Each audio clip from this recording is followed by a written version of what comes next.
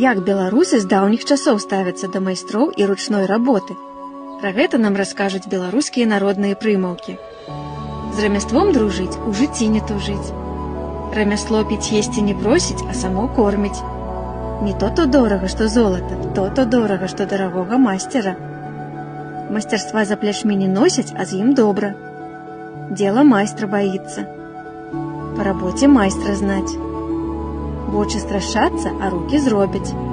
Аснова кепска, але майстар добры, як патрэцца, будзе добра. За што ён не возьмецца, ўсё яму імецца. Усё, што ўмееш, то добра. А як ставіцеся да ручной работы вы?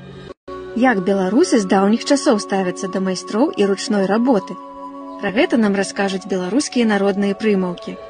Як беларусы з даўніх часоў ставяцца да майстроў і ручной работы? Пра гэта нам раскажуць беларускія народныя прымаўкі. З рамяством дружыць.